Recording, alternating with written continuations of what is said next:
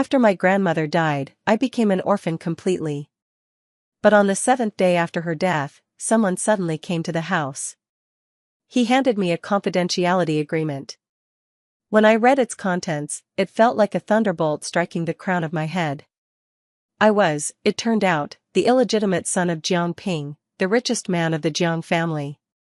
And the reason he'd sent someone was simply to sever that blood tie with 10 million. The man who brought the money was the richest family's driver. He said my grandmother had contacted my biological father before she died. But the Jiang family's assets and reputation tied to Jiang Ping were too vast.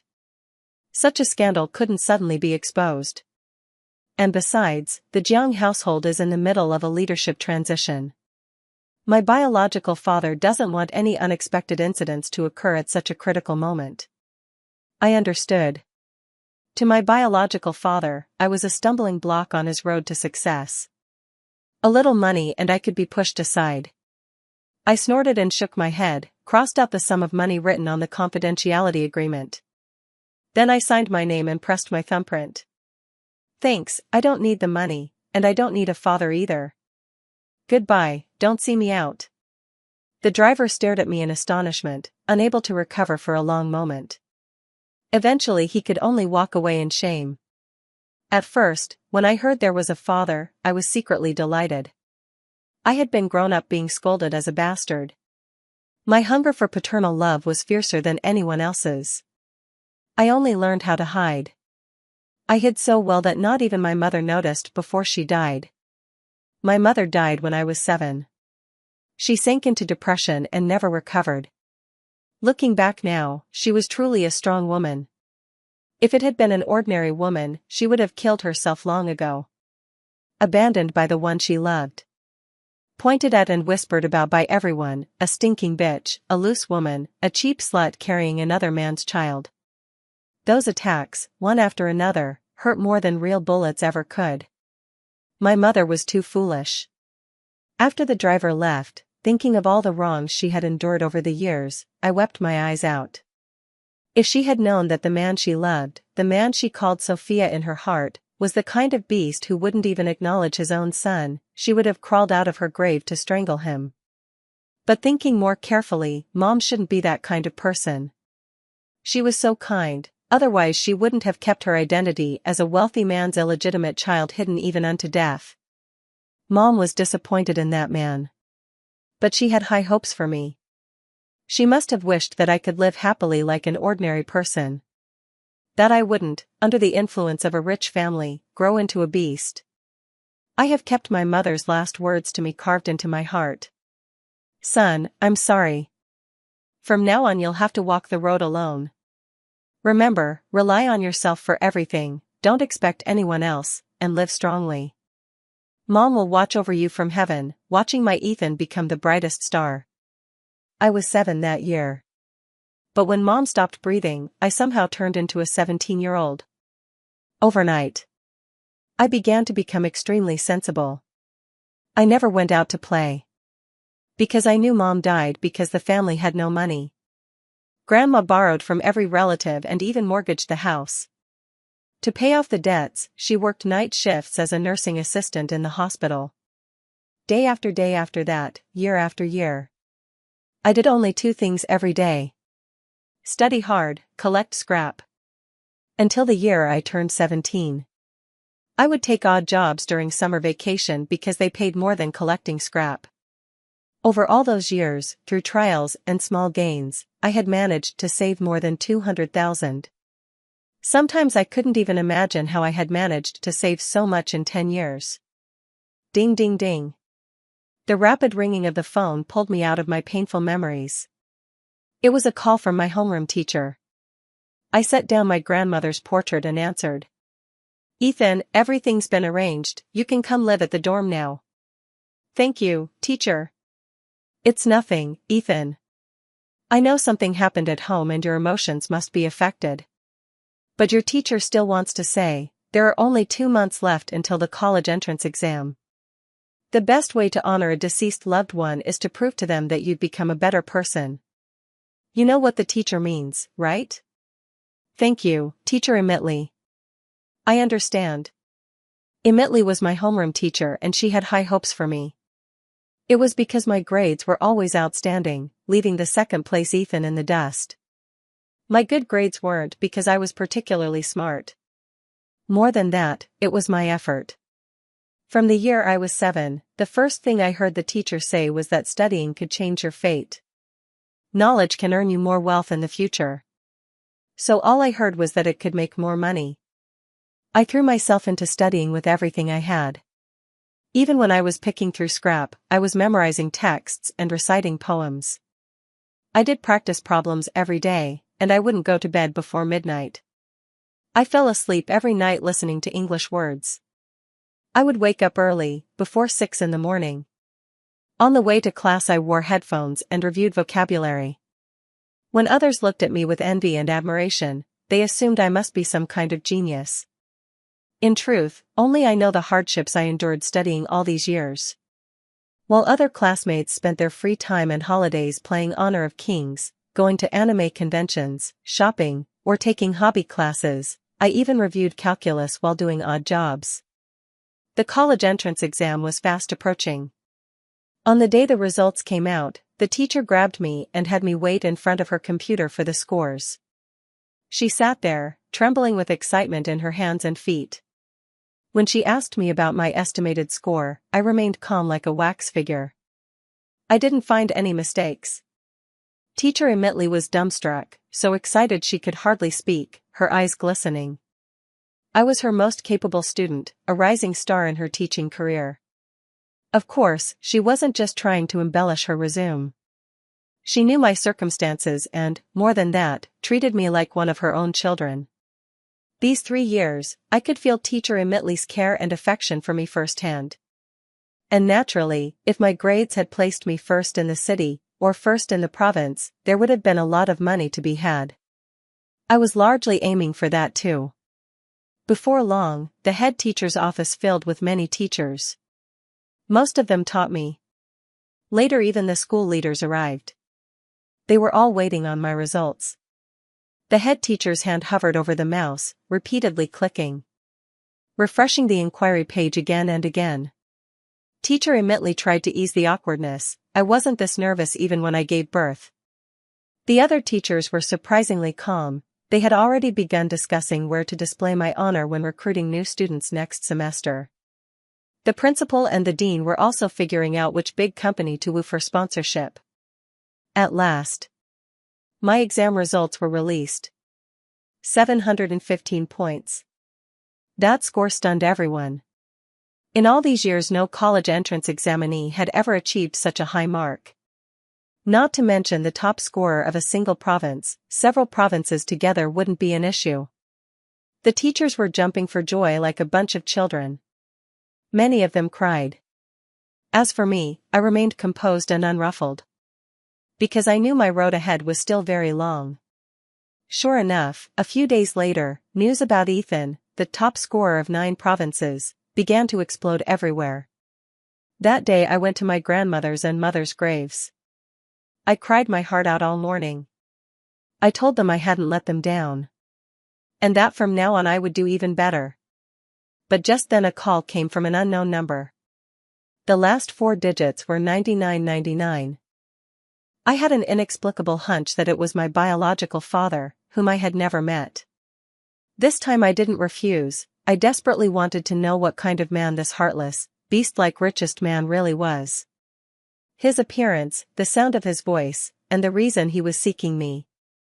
Sure enough, as soon as the call connected, his first words were, "I'm Victor, your biological father. Do you have time to meet?"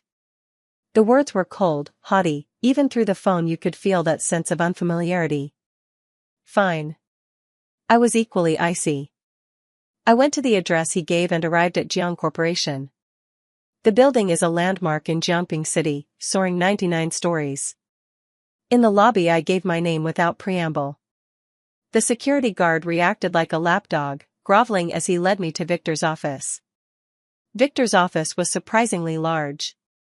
Just like the palaces seen on television. Luxurious and cold. Victor carried himself with great poise, dressed in suit and leather, tall and well-built, wearing glasses. Between his brows and features there were, to my astonishment, many similarities to mine. At that moment, I finally stopped doubting, this man was my biological father. Victor did not stand. He simply set the documents in his hand down lightly and said, "You came." I replied indifferently, "I'm here. What can I do for you?" Victor hadn't expected me to speak that way. Surprise showed clearly on his face. Then he recovered his usual expression. First he waved for the security guards to leave. Then he fixed his gaze on me, scrutinizing me again and again. "No wonder he's my son, truly a fine-looking young man, and you've gone and earned the top scholar title in 9 provinces for me. Speak up. Whatever reward you want, in this world there's nothing I can't do.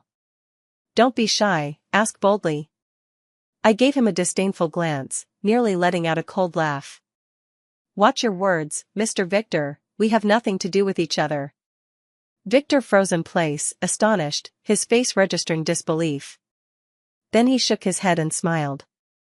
"You child, I admit I haven't been there to take care of you these past 10+ years, but your father has his difficulties too. Isn't calling you back now meant to lay all that out?" I remained on high alert. Over the years I'd learned one truth well: unsolicited attentions are either malicious or deceitful. That's why he once offered me 10 million to sever our blood ties. Now he's actually smiling like nothing happened and wants to take me back. Anyone would suspect there's got to be something fishy. Mr. Victor, don't beat around the bush. We're all reasonable people, let's be blunt. Seeing I still had that attitude, Victor stopped hiding it. All right, I really like your personality. It reminds me a lot of how I was when I was young. Then I'll be direct, that agreement can be voided, and as long as you can return to the Jiang family, when I retire I'll push from the side to help hand this Jiang territory over to you, guaranteeing the transfer into your hands. I sneered, what are the terms of the exchange? To acknowledge your ancestry and return to the clan. Once your grandfather knows I have such an outstanding son, he'll surely hand the estate over to me. Hearing that, I no longer had any hope for Victor. Our blood tie had ultimately been reduced to a mere transaction. I refuse. If there's nothing else, I'm leaving.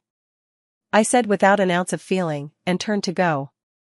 Victor snapped to anger and yelled, "Stop right there." I had my back to him, a swirl of conflicting emotions inside me. No child doesn't want a father's love. Especially someone like me, a bastard who was called out and raised. But I could never forgive his abandonment. If Mother were still alive, she would never have let me choose this path. Victor strode up quickly, meeting my reddened eyes. "Ethan, are you crazy? Do you know how vast the Jiang family's assets are? You're meant to inherit it someday. It's a fortune you couldn't spend in 10,000 lifetimes. A pie falling from the sky, do you know how many people would die of envy?" I looked at him coldly, tears in my eyes. These tears weren't from being moved, not from smug delight, but from anger. The feelings I'd been bottling up for so long could no longer be contained. I shouted, "Shut up. I don't need a single bit of your stuff. You say I'm handsome? Do you have any idea how I'm almost 1.8 meters tall and yet weigh less than 120 Gene? People think I'm deliberately keeping my figure. But damn it, who knows the truth, I'm just too stingy to spend money on another bottle of cola. Other people go to KFC every day, or eat out at restaurants. I damn well can't even afford to eat meat once a week. Other people's kids get picked up by their parents every day.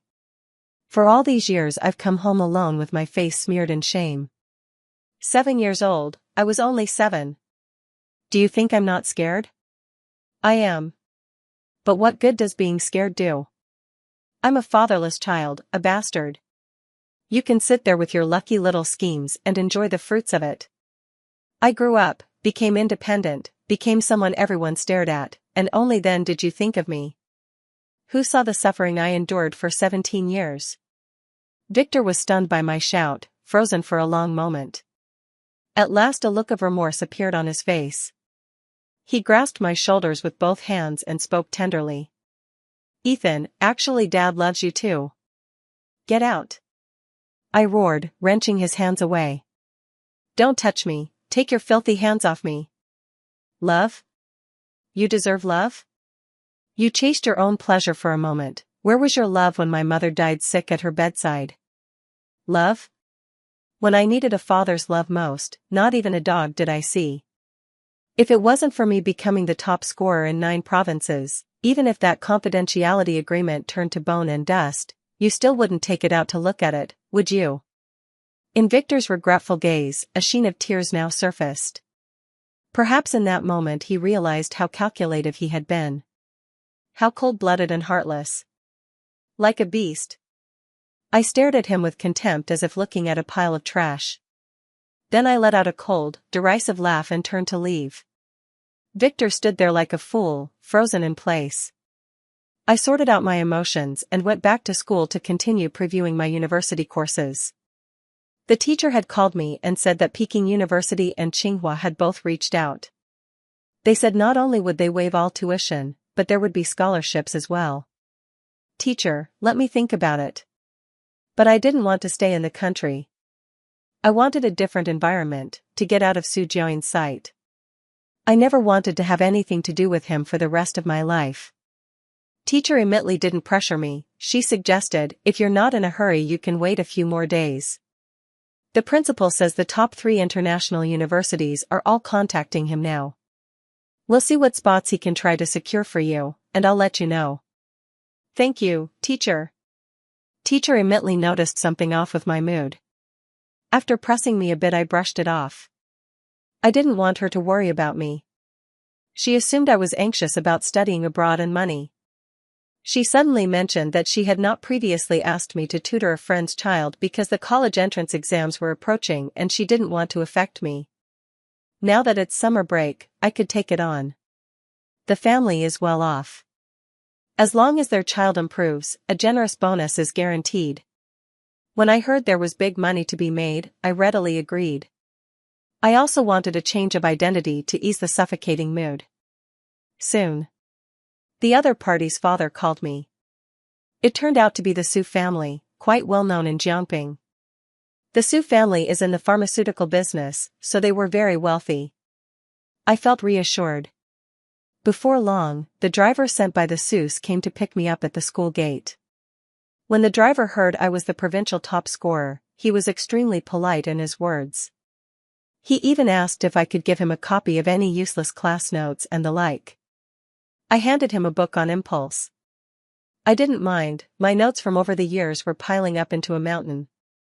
Selling scrap was still selling, and giving something to the driver as a small favor wasn't a bad thing. The driver was surprised. To thank me, he launched into a long story about Miss Su's situation. Sophia. Now a first-year high school student. Her mother died young. Very rebellious, skipping classes, going to internet cafes, smoking and drinking. Always standing up for those she thought wronged, she had plenty of fights. Summed up in 4 characters, a delinquent girl. I was very grateful to the driver, that gave me time to brace myself. After all, compared to her, my life was far darker. Before long we arrived at the wealthy villa district. The driver brought me to the gate of a villa and knocked. The door was opened by an extremely striking woman. She looked no more than 25 or 26. Oh. You must be Ethan, the top scholar of 9 provinces? I nodded without a word. The woman was stunning, but the student for tutoring was a high school sophomore, clearly not her. Come on in, Sophia's in her room playing games. I can't get her to stop, do you want to just go right in? The woman's smile was ingratiating, her politeness almost unnerving. But it wasn't my place to pry into who she was. Okay, take me there. I followed the beauty up to the 2nd floor of the villa. The woman knocked on the door a few times. She whispered, Sophia. But there was no sign of movement from inside the room. The beauty could only explain awkwardly, Sophia gets really absorbed when she plays games. Shall we wait downstairs for a while? I said, you go ahead and take care of what you need to, leave it to me. The woman raised an eyebrow, clearly surprised, so I'll leave it to you then. It seemed to say, I want to see what your status as the top scholar of 9 provinces can actually do. I pondered for a while. The girl had grown up without a mother, she must be suffering from a lack of love, much like myself. Only her privileged family had given her full backing. She did everything without having to consider consequences.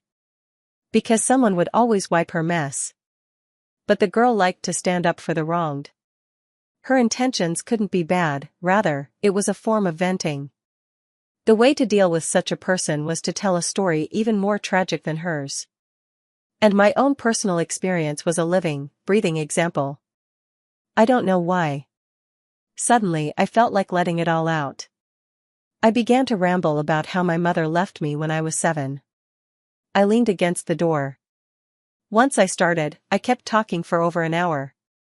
I cried as I spoke. 17 years of emotions I'd bottled up poured out in that moment, and it felt exhilarating. I never expected I could tell so much to a stranger. Maybe precisely because she was a stranger, I could say so much. Suddenly, the door opened. I turned my head in sorrow, my eyes filled with tears.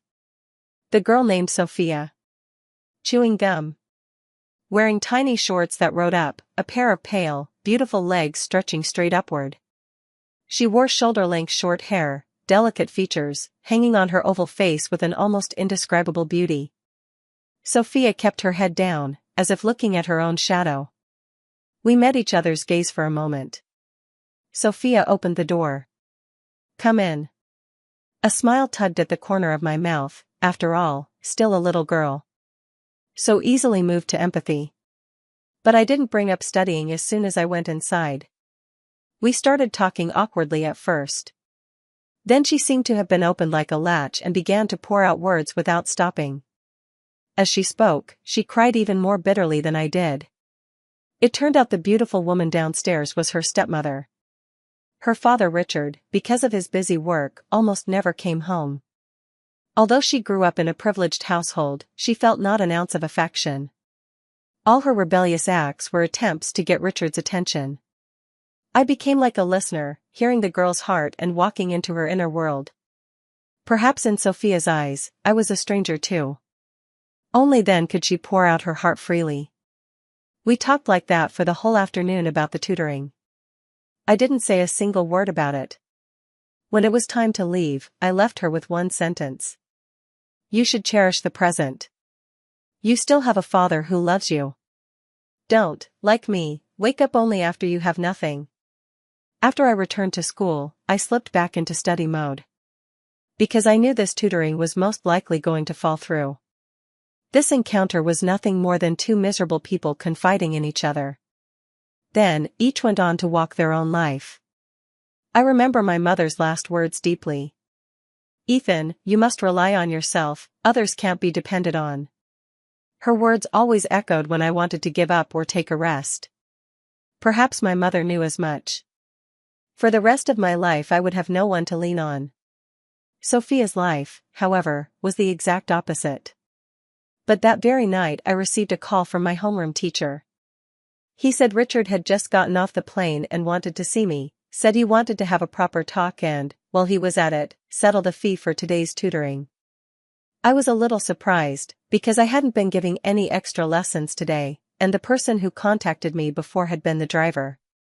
But when I heard there was money to be had, I still went. Soon. I arrived at the address the homeroom teacher had pushed to me. It was a 5-star hotel. I found my way there by the private room number. At the dining table, I saw that beauty again, and Sophia. Of course, Richard as well. Richard politely stood up to greet me. He pulled a seat beside him. Sophia says you're very professional in class, we'll be relying on you a lot this summer. This is a small token of appreciation. The password is 230,829, Sophia's birthday.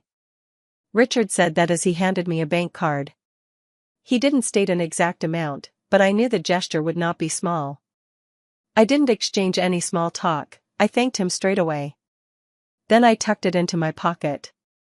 At the same time I fixed my gaze on Sophia. That evening she dressed very ladylike, the little white dress made her paleness stand out even more, During the meal, most of the conversation was about how I studied. They were all very curious how I could be so good. But Sophia said very little, occasionally studying me with her eyes. I had a faint feeling that the girl seemed to have taken an interest in me. Restless youth, who hasn't felt yearning for the opposite sex? But I couldn't. Because of my handsome appearance in high school. Outstanding grades. It could be said that every day I received girls' love letters. Yet without a doubt, I hadn't opened a single one. The next morning, I arrived at Sophia's house as promised. She was happy to see me, dressed very modestly.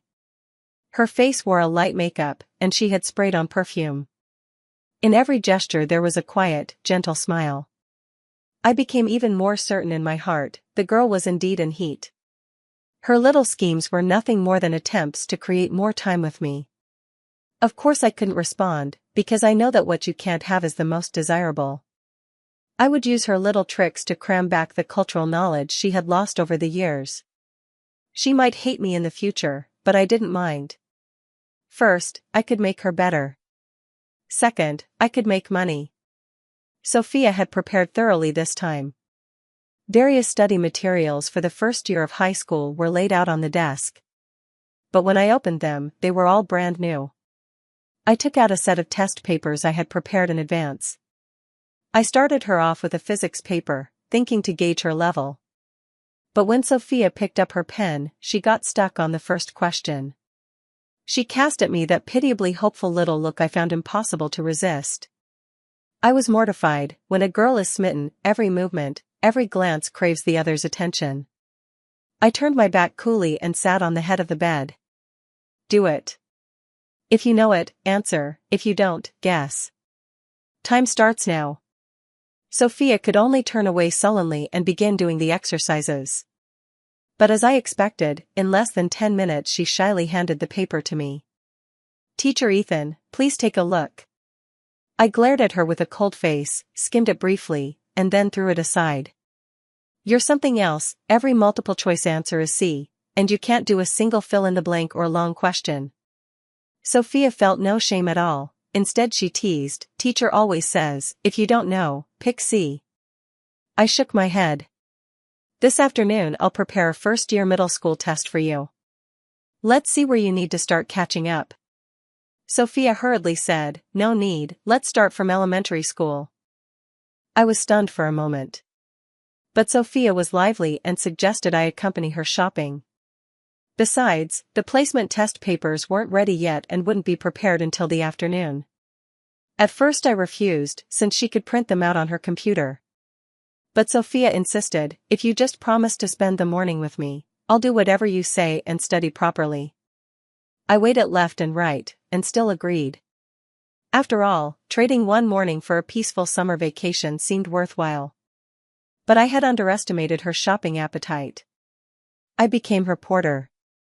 When we left the mall, I even had her things hanging around my neck. Afternoon came quickly. I finally breathed a sigh of relief. I didn't know why, but inexplicably I had prepared a few fifth-grade elementary school test papers. This time Sophia took them very seriously. She finished them all in less than an hour. I skimmed the answers and, to my surprise, they were all perfect scores. I looked at her in astonishment. You did that on purpose, didn't you? Sophia sneered at me, the top scorer of 9 provinces is such an idiot. Do you really think I'm mentally challenged? I can't even handle an elementary school question. I was speechless. I hadn't expected to be tricked by this clever brat. So I prepared another paper, a full set of junior third-year exams, and tossed it to him to solve. Sophia immediately refused. She pouted and adopted a plaintive kitten-like pose, begging me pitifully, Teacher Ethan, didn't you say we'd only do one paper this afternoon? I of course refused decisively. I would not be fooled again. A person must keep their word. You said this morning you only wanted me to accompany you shopping, so from now on you follow my plan. Sophia pouted, shot me a wronged look, but still set about doing the worksheet seriously. She worked through it a bit slowly. It wasn't finished until nearly sunset. I checked it carefully. The girls' middle school fundamentals were solid enough, it was just that after ninth grade things had started to fall apart. If she studies diligently from now on, there shouldn't be much trouble. Before I left, I gave her a hearty word of encouragement. Sophia was very happy to receive it. Then she began asking some other questions. Ethan, are you going to Tsinghua or Peking University for college? I was silent for a moment, because I hadn't figured it out either. I haven't decided yet, maybe I'll go abroad. I'm waiting on news, seeing which foreign university has better resources. Go abroad? Sophia was instantly startled. Isn't it good here? There's nothing here I long for, it's all painful memories. Besides, the top 3 schools abroad would be more beneficial for my future. I had no reservations with Sophia, because she knew everything about me. Except that I was Zhang's illegitimate son. Oh. Sophia said lightly, but I could see the disappointment in her eyes. Perhaps my words had destroyed a young girl's hopes for love. When I was about to leave, Sophia insisted on treating me to a meal. I refused decisively. My time is tight, I need to go back and review my college courses. Sophia didn't know what excuse she could use to keep me, for nothing could stop an ambitious young man. Nor could she invoke any grandiose reason to prevent me from stepping toward a better life. The moment I left, I saw in the girl's eyes a side of her that was disappointed. She knew I was a star beyond reach, though the gap between our economic circumstances was like heaven and earth. But in terms of hopes for the future, there was also a deep chasm between us. In the days that followed, Sophia seemed like a different person. She began to pay close attention to the extra lessons I gave. During class breaks she no longer acted mischievously. At lunch and in the evenings she stopped asking me to eat with her or to go shopping. Sophia went over the middle school curriculum once more. That counted as passing things on my end. Next I began preparing to tutor her in the first-year high school courses she had missed over the year. But my goal was to have her set a plan for the coming year. In the second year of high school, she was to finish the entire high school curriculum. That way, in the third year she could move into comprehensive review. She diligently completed the daily schedules I gave her. When she studied, she was very earnest and fully engaged. Later I learned it from her stepmother. Not only did she pay close attention in class during the day, but even at night she wouldn't go to bed before midnight. In the morning she would get up early to memorize English. She copied all of my study methods. I was pleased. Her stepmother also said that recently Sophia's attitude toward her had changed a lot. They'd eat together, sometimes go shopping together. She even started confiding in her about typical girls' concerns. I understood the innuendo in Sophia's stepmother's words, but I didn't respond. In the end, besides paying me the 200,000 for tutoring, she also gave me a thank you bonus, a full 100,000, which I accepted. I was glad to see Sophia's change. Perhaps everyone has a thirst for knowledge, they just lack the opportunity and the motivation. I don't know whether using emotions to steer her back onto the right path was the right thing to do. But for her, it was indeed a good thing. During this time, there was also news from overseas universities. It was the president who personally fought for me. MIT, the world's top-ranked university.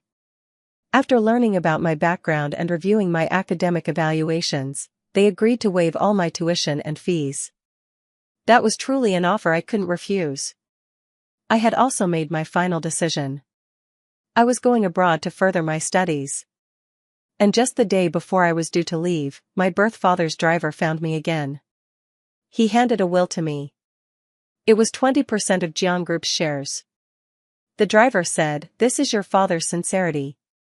As long as you agree to acknowledge your ancestry and return to the family, all of this will be yours in the future."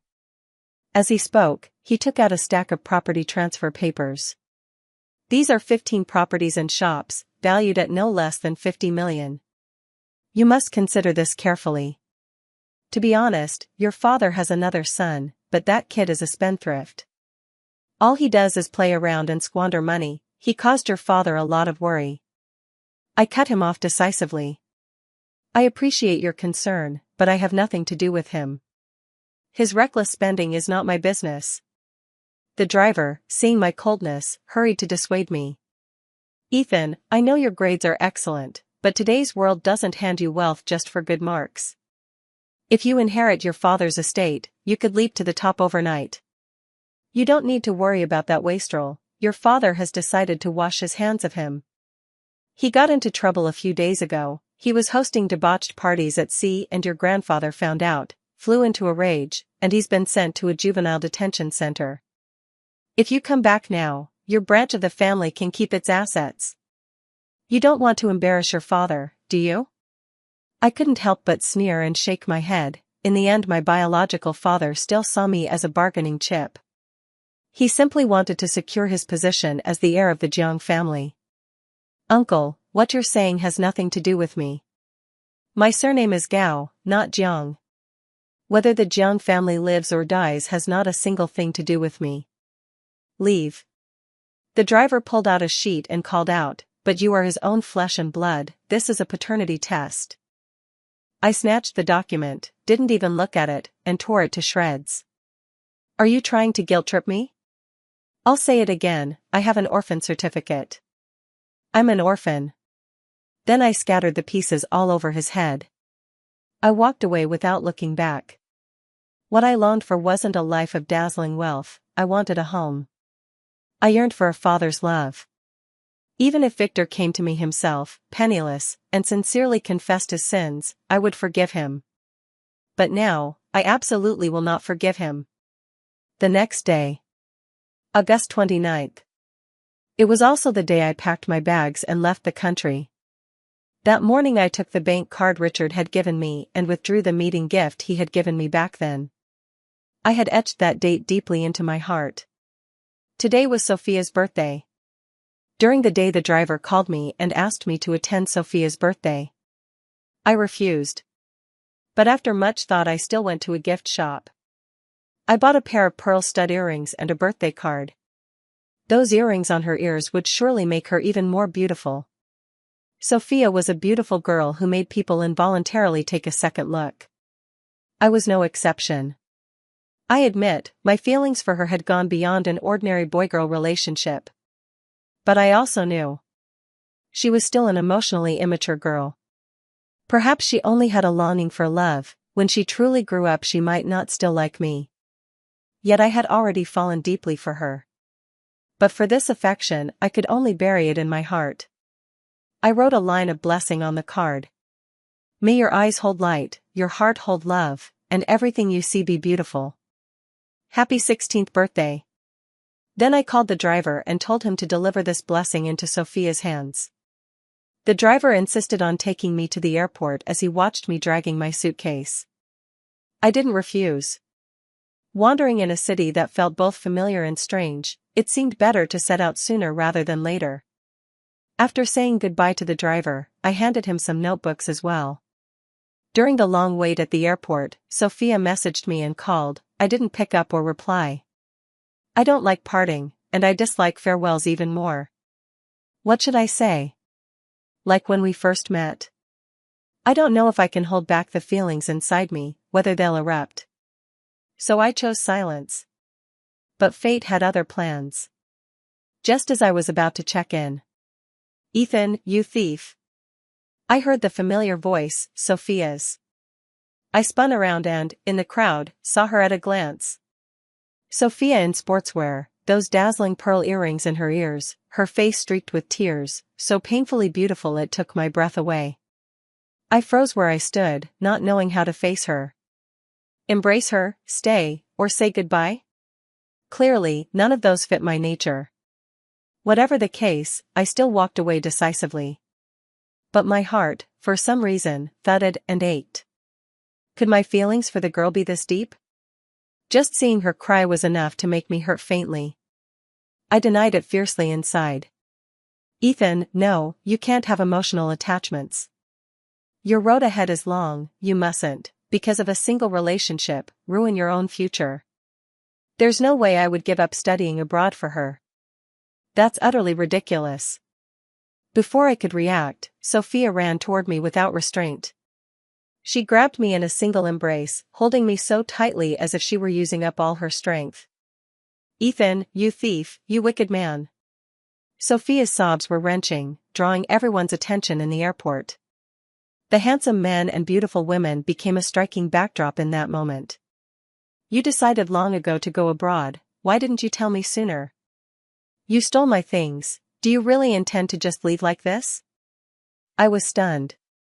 Only then did I understand how deep the girl's love ran. I felt as if she were squeezing the breath out of me. "I admit I deliberately didn't tell you, but I didn't steal your things." Sophia let me go, her almond-shaped eyes were full of tears, streaming down in lines. It tore at my heart to see her like that, but I didn't know how to comfort her. Sophia stared at me with a look of indignation. Suddenly, she burst out, "You stole my heart." Then, before I could respond, Sophia grabbed my head and claimed my lips. It was my first kiss. I had imagined falling in love, getting married, having children, but I never expected it to happen so soon. I was swept up by the girl's passion. My heart pounded wildly. Her gaze was dreamy, tears still clinging to her eyelashes. I could no longer control my emotions. I held her tightly and returned her embrace with equal intensity. We kissed until we were breathless, feeling each other's heartbeats. We poured out the feelings we had kept bottled up, single-minded and heedless of anyone's gaze. Parting was for the sake of meeting again better. In the end we each went our own way, but at that moment our bond was unshakably strong. The following 2 years, I studied diligently at MLT and won scholarships year after year. The school highly regarded me. What should have been a 4-year course I finished in 2. Also, the MLT administration extended an olive branch to me, offering all kinds of superior conditions to get me to emigrate. And Sophia. She also achieved excellent results on the university entrance exam and received an acceptance letter from Tsinghua. During that time I didn't return home for summer or winter breaks. We kept in touch by text, pouring out our longing for each other and helping one another with our studies. It wasn't that I lacked time or money. I was afraid that after meeting the person I pined for, I would be unwilling to leave and my life trajectory would be thrown off course. Also, I didn't want to hold her back from her studies. I wanted her life to have a future beyond me, a longer-term plan. We both understood that without saying it. But after she happily sent me the admission letter from Tsinghua, I made an important decision. I gave up the opportunity to continue pursuing a doctorate at MIT because I didn't want to emigrate. With my current qualifications and knowledge, I can still develop very well back home. Most importantly, I wasn't without attachments there. There was someone I couldn't let go of. It was still August 29th. I arrived in Jiangping without incident. Sophia was still at that hotel, in the same room, and she took a family portrait of us. Richard and his stepmother were holding a little baby brother. The 4 of them were in the photo, blissful and complete. I carried the gifts I had brought for the 4 of them, dressed in a suit. I knocked on their door abruptly. When the stepmother opened it, she froze in a look of horror. Richard wore the same expression, as if he could fit a duck egg in his mouth. Sophia sat on a stool. When she saw me she simply went dumbstruck. Like a painted portrait, she showed no expression at all. I set down my pack and the other gifts. Holding 99 roses in my hands, my heart racing with excitement, I walked up to her. "Sophia, happy 18th birthday." After I gained the approval of the Su family, we became one family. At Sophia's birthday banquet we took a family portrait. I, who had been like a drifting leaf, had finally found the warmth of a home. Later Sophia came to Beijing to study, and I embarked on an entrepreneurial journey. My business flourished with our mutual support, and our love grew deeper and deeper. We got married. The country's top AI company to go public, and its youngest CEO's wedding drew attention from all quarters. At the same time I also received the blessing of my biological father. He didn't come in person, it was still that driver. This time all he brought was a single letter. It was a handwritten note from my biological father. Between the lines I felt his guilt and remorse. At the end he wrote the 3 words I had longed to hear: "I'm sorry." I did not forgive him, but I no longer hated him. Though he had given me life, he had never taken part in a single moment of it. From then on, our lives no longer intersected. I was on the rooftop, holding Sophia, watching a once-in-a-century meteor shower together. I gazed at the dazzling, brilliant Milky Way. I saw the two brightest stars. At that moment I also felt deep gratitude for the young man back then who fought for the future. Day after day and night after night, the boy trudged on with difficulty. He did not abandon his life because of the grimness of his origins. He did not sell his soul for the lure of money. He did not abandon his plans for the future because of the binds of love. I must be even more grateful that in every pitch-black night, when I was at my most helpless, those two brilliant stars in the sky guided me forward. Mom, Grandma, I miss you both so much. I have now married a wife as beautiful as a flower, kind and lovely, and I am living the happy life you hoped for. You must be so pleased.